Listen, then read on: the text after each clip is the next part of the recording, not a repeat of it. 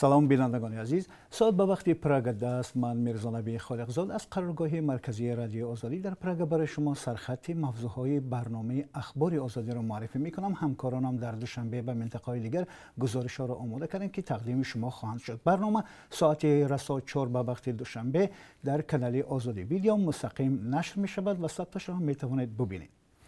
سربازیر روسیه میخائیل میشوستین با همتای تاجیکش قهار رسولزاده صحبت تلفنی کرده است. یکی از موضوعات بحث دو طرف مربوط به بازگردانیدن شهروندان تاجیکستان از روسیه بوده است. همکاران ما تلاش دارند جزئیات این گفتگو را به دست بیارند. این ملاقات در حالی انجام می شود که بنابر تبصره کرونا ویروس در کشورها به اعلان کرانتین در روسیه اکثر مهاجران تاجیک بیکار و سرسام مانده‌اند.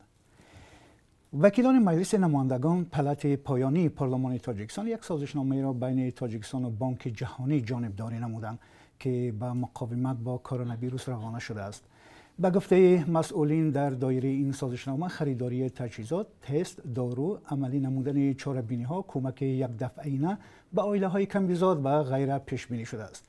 وزیر تندرستی در این زمینه چی گفته است و عموما تفصیلات این سازشنامه را در برنامه خبری پیشنهادی شما خواهیم کرد. یادآور میشم که تا کنون مقامات تاجیک میگویند که در کشور یگان حادثه گرفتاری با ویروس کووید 19 ثبت نشده است.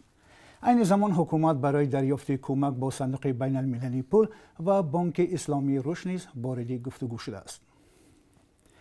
شرکت هوایی سامان ایر از دوشنبه به اروپا پرواز ویژه انجام داد. مسئولین شرکت سامان ایر میگویند هواپیمای این شرکت شهروندان خارجی را به اروپا انتقال داده است، اما در شرکت سامان ایر هنوز نگفتند که این هواپیما در بازگشت کدام مسافران را می‌آورد. به قبل سامان ایر باز یک پرواز ویژه دیگر به اروپا در نظر است. در این باره در برنامه خبری برایتون خواهیم گفت. دولت تاجیکستان از بیم سرایت کرونا ویروس پرواز هواپیماها به قلمروش را از روز 20 مارس با اعلان پیشگی و به طور ناگهانی قطع کرد. قطع ناگهانی پروازها صدها مهاجر تاجیک در فرودگاه‌های دنیا بخصوص در روسیه سرسان نموده است. در برنامه امروز عاید بالاروی نرخ‌ها در بازارهای تاجیکستان نیز برای شما معلومات میدیم که باعث ناراحتی ساکنان شده است. طبق مشاهده‌ها در این اواخر قیمت اردو، کارتوشکا و پیاز و دیگر محصولات نیاز مردم رو به بالا نهاده است.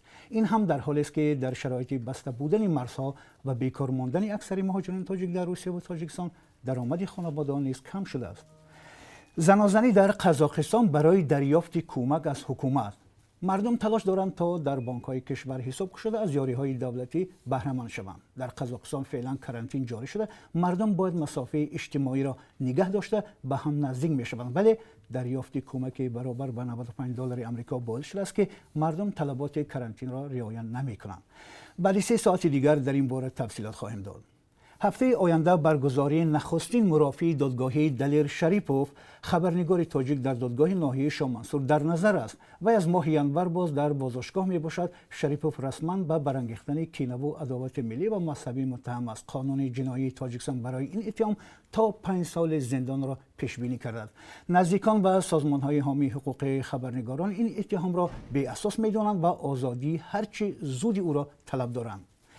بینندگان عزیز و ارجمند، این بود فشرده موضوعهای برنامه مهمترین امروز. تا کمتر از 3 سال دیگر ما را در پخش زنده در صفحه آزادی ویدیو در یوتیوب و صفحه رادیو آزادی در فیسبوک و ادنا کلاسیک همراهی کنید. خداوند نگهبان شما.